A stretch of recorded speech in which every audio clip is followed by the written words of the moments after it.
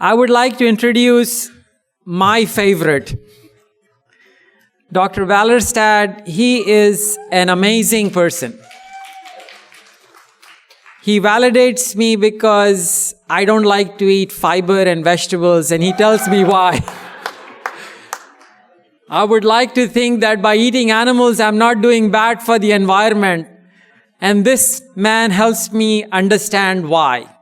And so the paradigm shifting thing that you're going to learn from him, you're not going to learn from any other speaker. So please come back in and listen to him. Peter? Thank you. Afternoon, everybody. Come on now. Woo! Thank you all for coming. Thank you, Nadir, for having this idea. Thank you for the volunteers, the people that are helping. Thank you for the university and for the area for its support. And thank you for coming. Disclosure, by my understanding, I don't have any conflicts to disclose, but in the interest of full transparency, let you know who's talking to you. I am an advocate for low carbohydrate, high fat, restricted carbohydrate, ketogenic, carnivorous dietary, whatever you want to call it, anywhere on that spectrum that fits. I've had my own personal experience going back now almost 11 years. And I'm an advocate for ruminant animal agriculture, and I get to do both at the same time. How lucky am I? Thank you. I've worked in forage agriculture for most of my adult life in one way or another. I currently work for a forage seed company, but I'm not here in any capacity as a representative of that company. Oh, what just happened? Is that the kill switch? Oh, there we go. Try not to touch that button again. So just to let you know, my perspective is as an agriculturalist. Right? Anybody here involved with agriculture? Here's a hint, you all are. Did you eat within the last week? Did you raise that food yourself? Excellent. But I will point out that you've got a backup plan in case the local conditions fail, right? It's called the point is we are no longer dependent on the food production in one little region. And that's a good thing, because we were used to be, just a generation or so ago, we would be one hailstorm away from a famine, or one zoonotic disease away from catastrophe.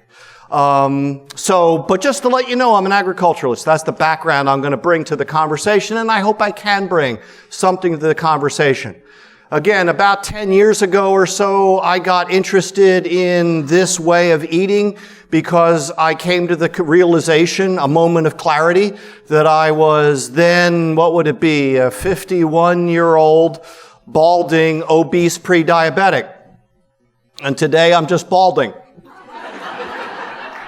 So it's not a miracle, but it's pretty dang close.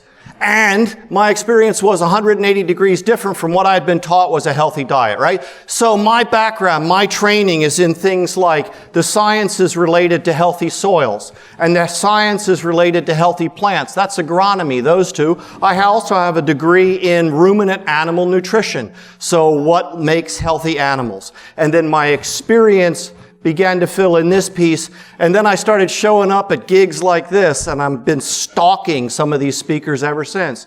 So I look at this as grass-based health. I've been talking about this for a while, but note the words, grass-based. Okay, because all ruminant animal agriculture is grass-based, regardless of how those animals are finished. We'll get to that. Okay. If I have a key message for the audience today, it is what is it? The secret of enlightenment is to lighten up. Okay? I want people to dump the guilt. Right? Okay? Please don't listen to the people that advocate for the diet that got you sick in the first place. And if you're not aware, thank you. if you're not aware of the role that the plant-based diet folks played in the very foundation and inception of our dietary guidelines, I'll be happy to tell you about that. If you are restoring, if you're improving your health, you are improving the world.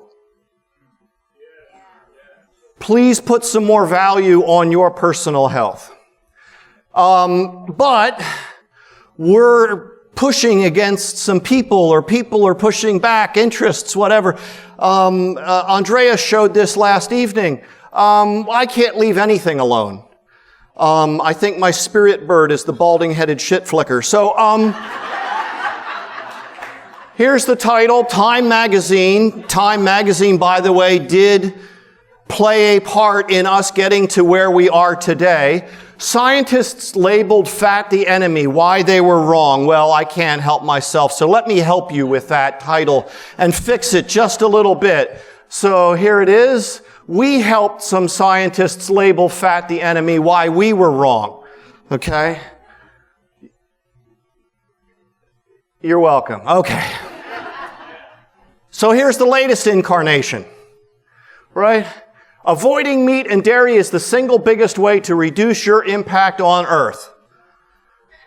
Okay? If that's true, we don't have much of an impact on Earth, as I'll show you with some data, okay? But this is the kind of nonsense. The story has always been that we can't grow enough food to feed people, animals, so we need to be eating plant-based diets, and it would be better for the environment, and those two get conflated. Okay, so this is just, as the dietary message gets weaker and weaker, expect to see more and more of this.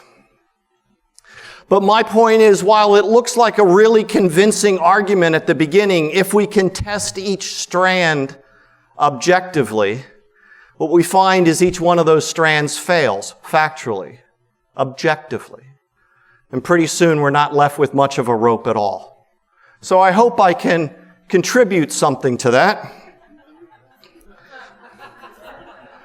But it does get tiresome.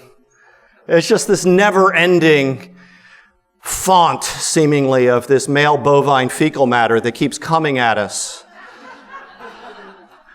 And as Mr. Brandolini said, Alberto said, the amount of energy necessary to refute male bovine fecal matter is an order of magnitude bigger than to create it.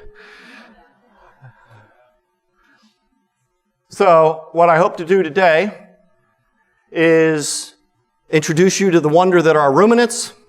I want to introduce you, as has already happened, to the role that they played in humanity's past, why they are essential today, and how they will enable us to achieve a truly sustainable future.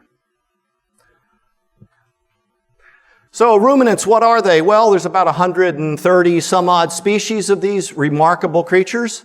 They were here on Earth, fully formed about 20 million years ago.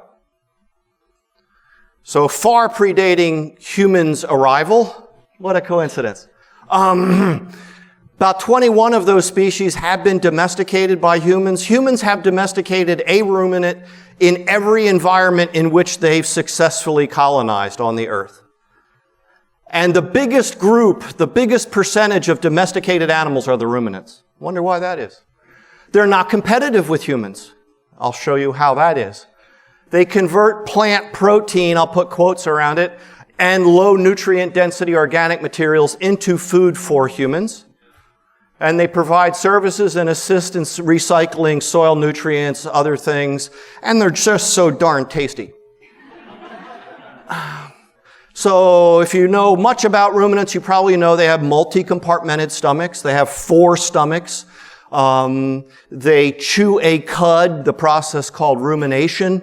You have basically a prey animal that developed the ability to go out and gather mouthfuls of food, form it into a bolus, swallow it into its reticular rumen, and then later in a safer place, bring that back up, re-chew it, swallow it, bring it back up, re-chew it, swallow it. Meanwhile, you have this host, this teeming multitude of microorganisms in its rumen and reticulum that break down that cellulose, just as Amber said. No vertebrate animal makes cellulase, the enzyme necessary to cleave the bonds between two glucose units.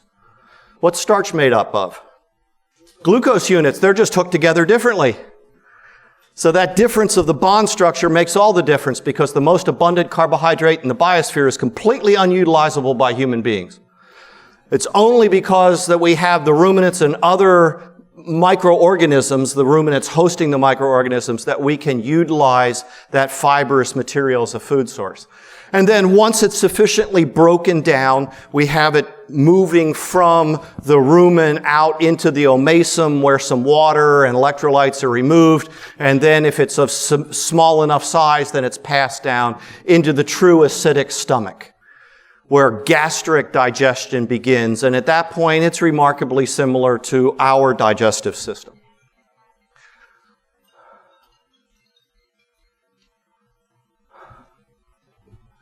Wow, if that works. Simple stomach animal, there's just a nice simple diagram. So this would be like pigs, chickens, rats, us. And you've got, what's the diet made up of? Oh, carbohydrates, proteins, fats. That should sound familiar by this point. It flows into an acidic environment with some enzymes. It's broken down, then flows into the intestinal system with some more enzymes. And then from that system, we absorb sugars, amino acids, fatty acids. Right? Excellent. Ruminants are a little different. And ruminants, cows, sheep, goats, deer, many other kinds. Look at the difference. Its diet is carbohydrate and protein, and you can put quotes around protein. Okay, it's low quality protein going in.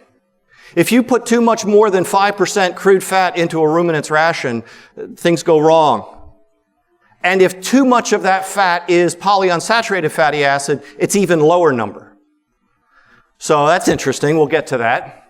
So this is this big, huge anaerobic fermentation vessel. From that are byproducts of the microbial activity, methane, volatile fatty acids, we'll talk about, and ammonia. Once that material is broken down, and the microorganisms themselves, because they've been growing all these microbes, all of that then flows down into the acidic stomach environment, and from the intestine then, very little sugar remains to be absorbed.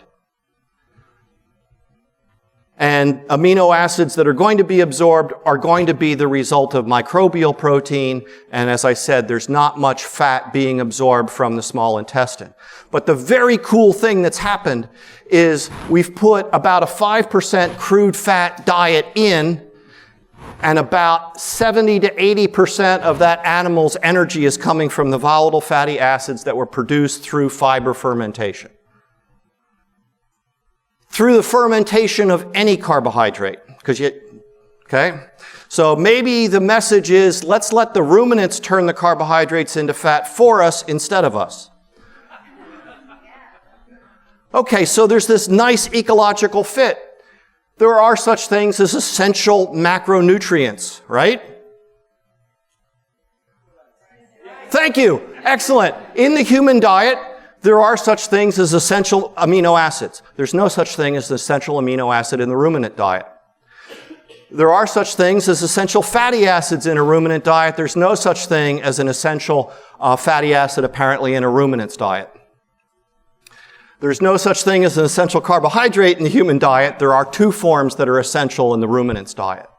You must have both structural, that would be fiber, and non-structural, that would be sugar and starch, in the diet of the ruminant in order for the rumen to function properly. And it's all a matter of balance, as it is in so many aspects of life. And so we should understand by now that we could consider food that comes from ruminants to be true health food.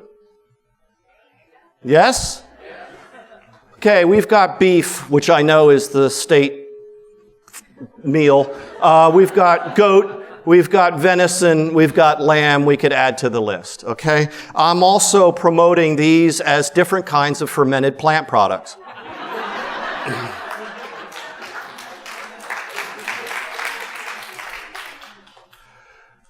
These ruminants perform essential ecological functions. Nobody has yet proposed an adequate substitute as they talk about alternatives to ruminant or animal agriculture. They, as I've already mentioned, they convert carbohydrates into fat. They convert this low-quality protein and, in fact, non-protein nitrogen into high-quality animal protein. They reduce the unstable polyunsaturated fatty acids to monounsaturated and saturated. 70 to 80% of the linoleic acid that they might eat, and again, that's a small amount, but 70 to 80% is that going to be biohydrogenated. So the flesh of ruminants is always going to be less influenced by their diet than the flesh of simple stomached animals. They produce vitamins, they increase bioavailability of essential minerals, they degrade anti-quality plant components, they maintain the health and vitality of grasslands, which are our largest natural terrestrial biome. They recycle nutrients, build soil health, they provide these services, as I mentioned. They're a significant source of new wealth generation around the world. All these are essential. I don't hear the advocates for the opposing side offering a viable alternative. And most important,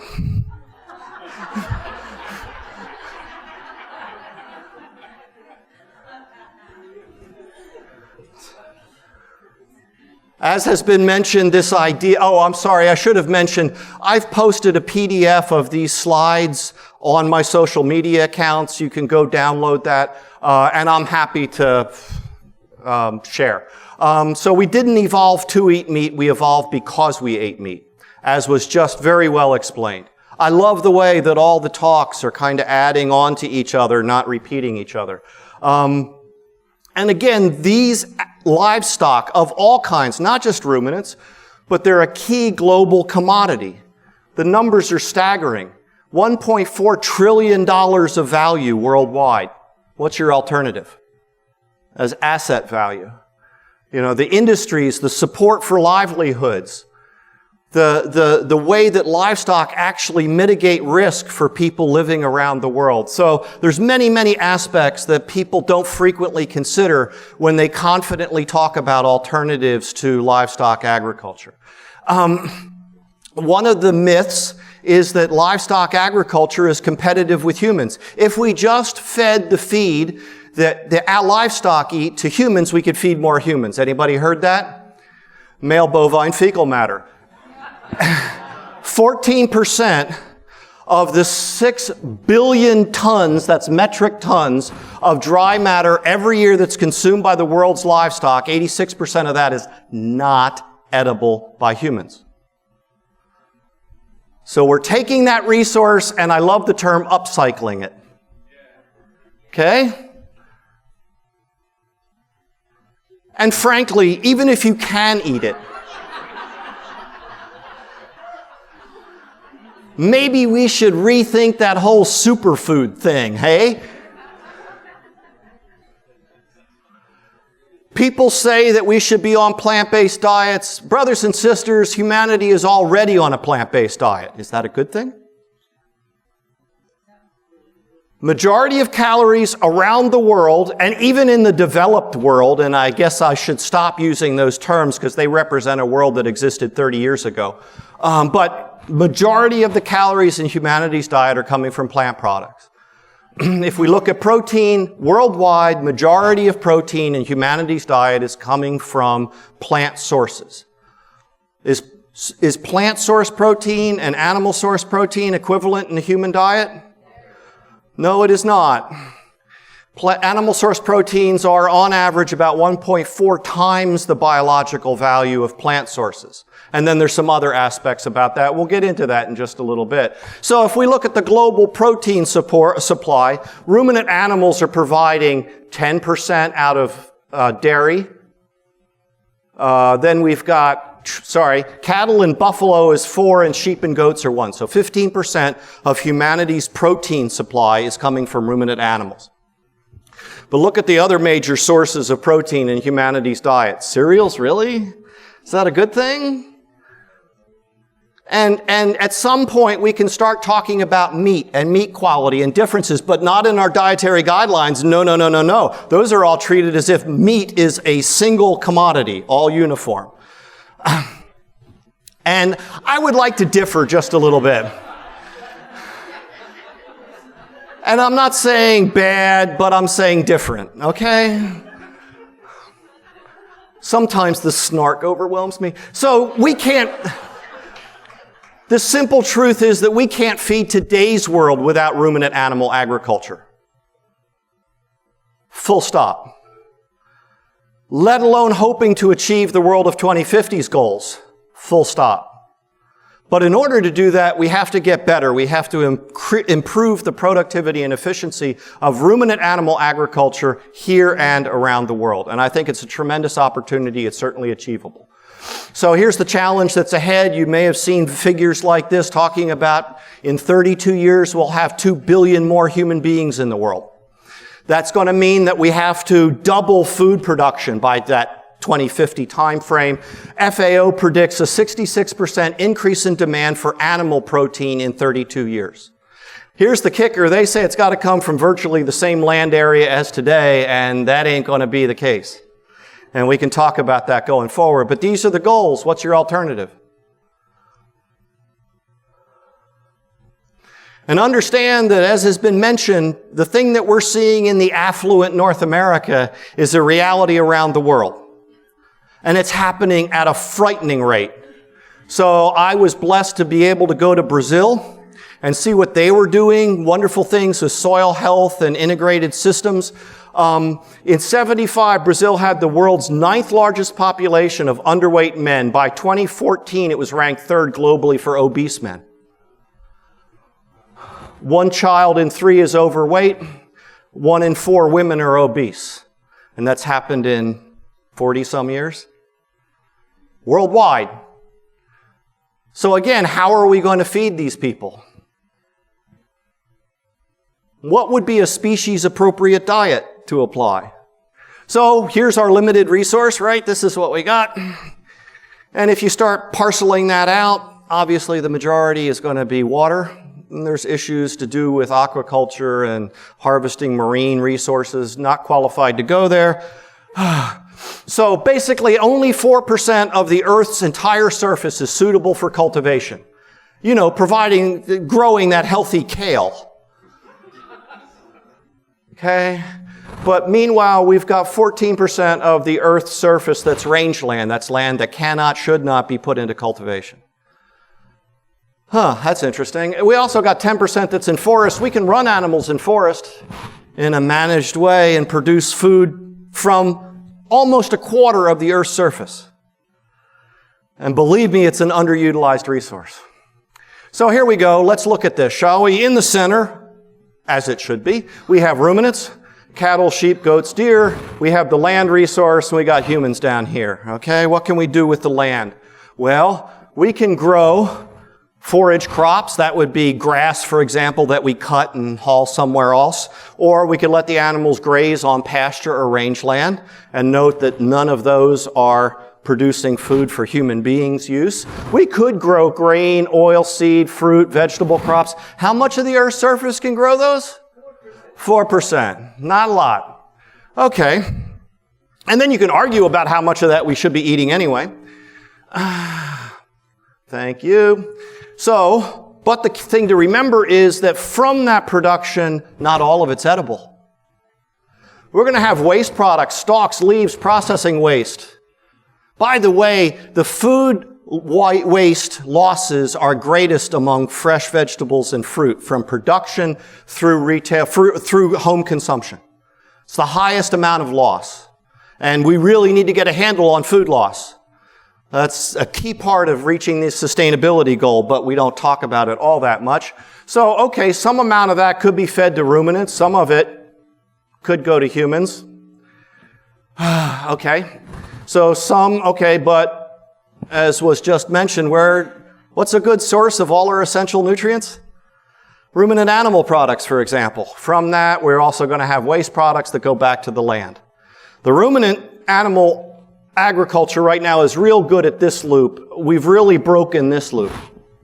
from humans. But here's a cool thing. The grazing animal removes far less nutrients from the land than do our commodity crops. So they're far less depleting of that resource.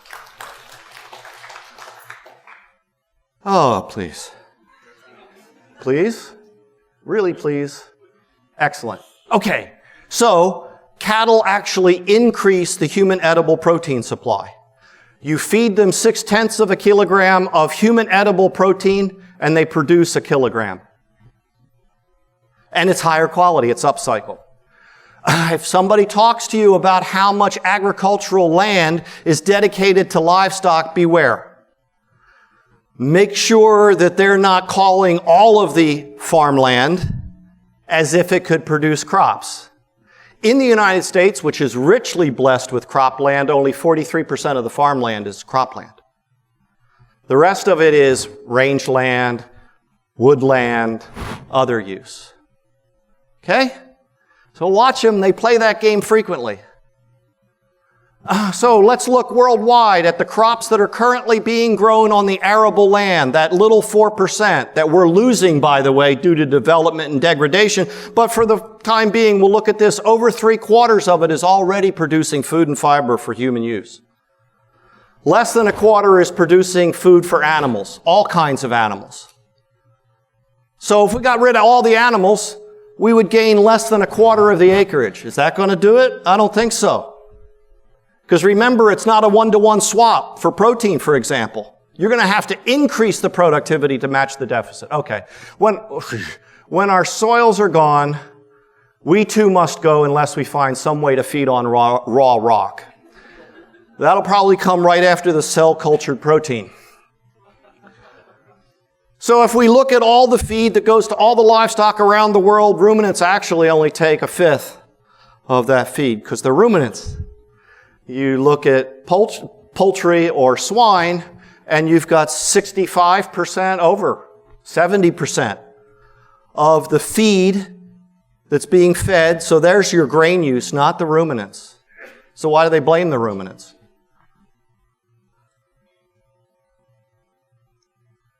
And even in the United States, your typical grain-fed steer on a life cycle basis is going to get less than 10% of its feed as grain. Now, to me, that sounds like a really good deal because I think we're eating too much grain. Right? The problem is not the grain-fed cattle, the problem's the grain-fed people.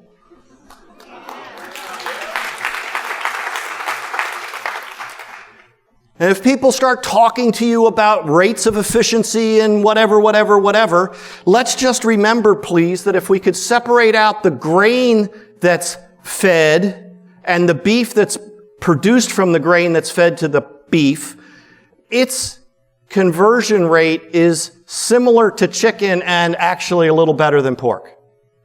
But the rest of their diet has to come from this grazing land because they're ruminants. But we can't use forage, can we? Thank you. We need to stop the us versus them in the conversation. I hear so many confident assertions that are poorly documented. And then that becomes our new conventional wisdom. And I want what people have already learned here and will learn for the rest of this conference. I want that information to reach my agricultural tribe. Because I guarantee you the same challenges are there. I guarantee you they have the same misunderstandings about human health and the relationship to diet. Even though they're a little suspicious, but they still are operating. I can't tell you the miserable snacks that are served at our... No, never mind. Consumers and producers alike care about animal welfare, environmental stewardship, food safety, nutrition, taste. Can we please start talking with each other? Can we please start listening to each other? And the U.S. beef industry is not what people imagine. I mean, there's over 750,000 beef farms and ranches in the United States. Average size is 40 head. 91% of those are family-owned or individually operated. That's the beef industry. Yeah, we have 26 plus thousand feedlots and we're going through a transition, but again, the average size, 93% of them are under 1,000 head capacity. So what's people's images of them? Does it line up with the facts? It's always good to check it out. And the reality is that if you look at the beef systems in the United States, for the first, 8 to 16 months, it's exactly the same. They're going to be on pasture. Probably poorer quality pasture when it's the cow-calf, certainly out in the West. Mama cow needs very low quality food to get her job done. Okay? So she delivers a calf, then suckles that calf. The calf slowly begins to eat more and more dry feed. Oh, by the way, when the calf is born, it doesn't have a functional rumen. It has to develop that capacity over time. And then animals get weaned and they move to higher quality pasture. They could go into a backgrounding operation where they would get a higher energy ration. And then at some point, they either continue to slaughter as wholly grass-fed or they go into a feedlot where they receive a ration that, as we just showed, has grain in it, but it's not entirely grain. Again, it's going to take different amounts of time to achieve the different goals. They're going to be different sizes. There's lots of things to look at here. I hear very confident assertions that make me very nervous. I think that's how we got in the trouble that we're in. I'm not going to spend any time or much talking about meat quality and safety today. I've done that a lot in some previous talks, and I'm happy to answer the questions. I have the slides at the very end, but I know time is pressing. So I have a real dark secret to confess to you all, and that is that I agree with Dean Ornish. In this case, when he says what's good for you is good for our planet, I absolutely agree, because butter, meat, and cheese belong in a healthy diet. Those are the products of forage agriculture. And forage agriculture is far better than commodity agriculture for our planet, though I'm certain Dean Ornish doesn't know that. Why should he?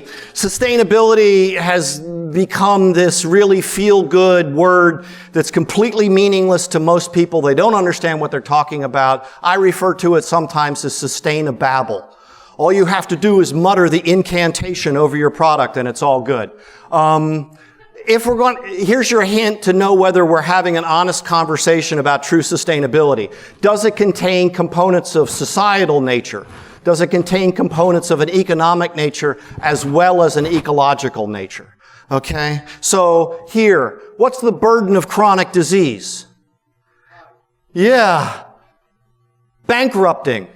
Well, that will be down here. Up here, what's it like on diminished lives of family members? Lessened ability to work, early death in parents and what that does to children. You want to continue the list? We could make one heck of a list of burden of chronic disease. 60% of adult Americans today have one or more chronic illnesses. Something like 12, it might be 15%, have 5 or more. Are we counting that when people say, well, the commodity agriculture would be more sustainable? Yeah, but eating it is bankrupting us. And here's the bankruptcy, right? $1 billion a day just for overt diabetes care. Mother Nature never farms without livestock. Once upon a time, we had integrated systems. In some parts of the world, they're really good at that. We've gone down the route of specialization. There are people doing lots of very interesting work to pull that back, and we could talk about that. Okay, so you hear very confident statements about how livestock produce more greenhouse gas emissions than all of transportation, right? They're not even trying. In 2010, the UN admitted they made a mistake in their livestock's long shadow statement where they came up with 18%. And they compared that to transportation. But what they were looking at was a full life cycle assessment for the livestock, and they were comparing it to tailpipe emissions only for transport. Okay? So they admitted their mistake. They did a recalculation, republished it. They now say it's 14%, 14.5%.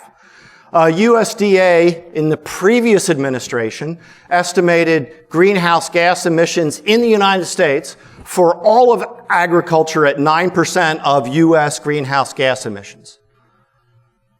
9%. All of livestock agriculture in the U.S. is 4%, beef is 2%, transport is 28%.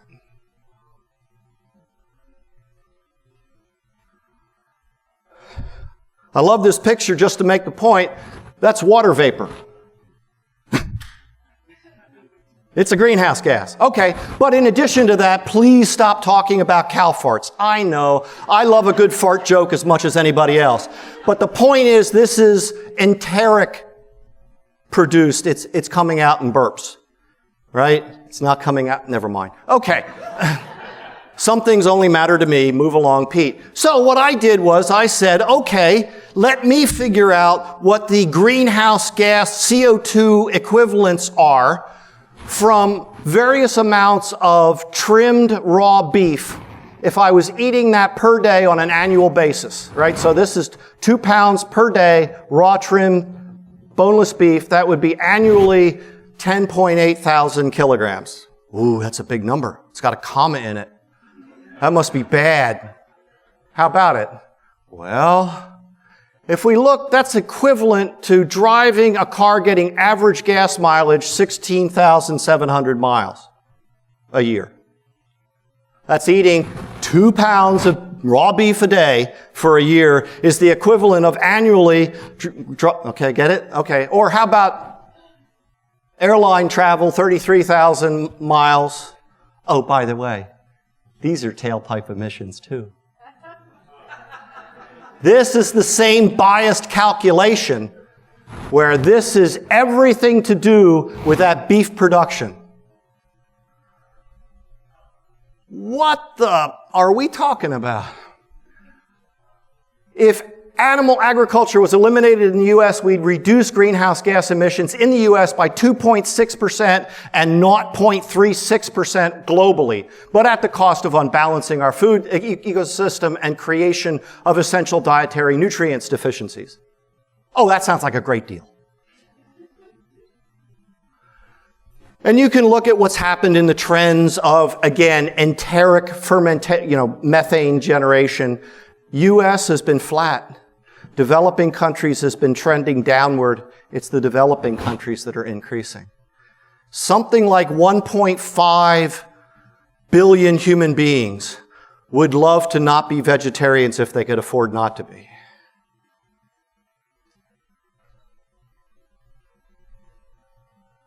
Or put it a little snarkier way, both professions wear white coats, which produces more greenhouse gases. Well, I just told you, all of U.S. animal agriculture is 4%, beef is 2%, U.S. healthcare system is 10%. I wonder why they don't talk about that. So we could talk about water use. If you see thousands of gallons per pound of beef, it's more MBFM being thrown your way. The average figure for the United States is probably more like 440 gallons per pound of lean trimmed beef.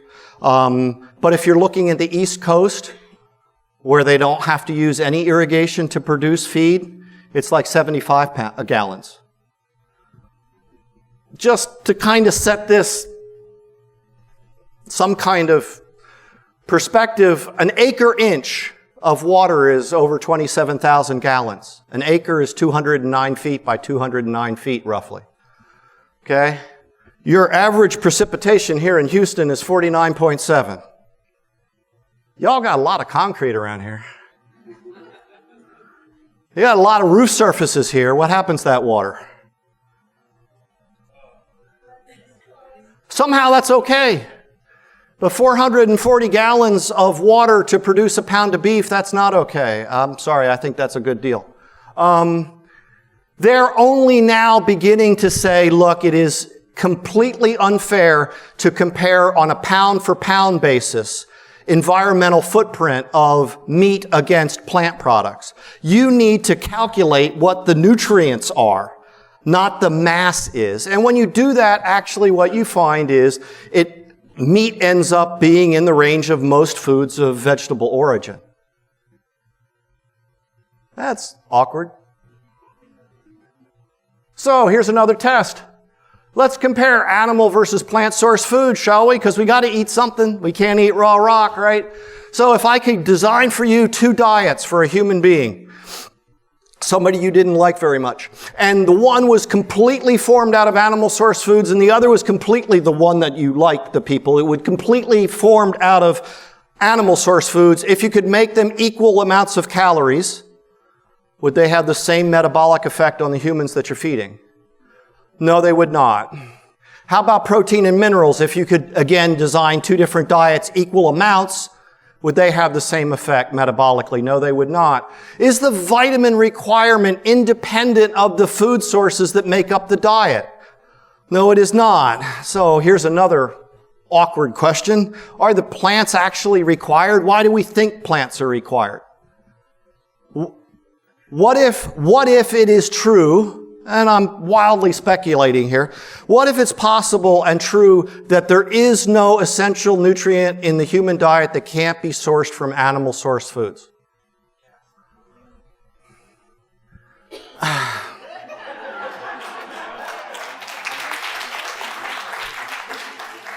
Brian, you and I had our dose for the day, didn't we? The greatest wealth is health. As I said, we need to put more value on our health and the health of our loved ones. You are worth it. And there's really great hope. We're hearing it. All right? When you are improving your health, you are improving the world. And we can have healthy soil, which we must have, and we can have healthy people thanks to ruminant animals. Now, I've been doing all kinds of stuff to try to increase awareness about ruminant animals and their role in our environment, in our food system, in our society, and the role of ruminant animal products in human health and nutrition. I refer to people who are coming along on this journey as the ruminati, and we're accepting applications.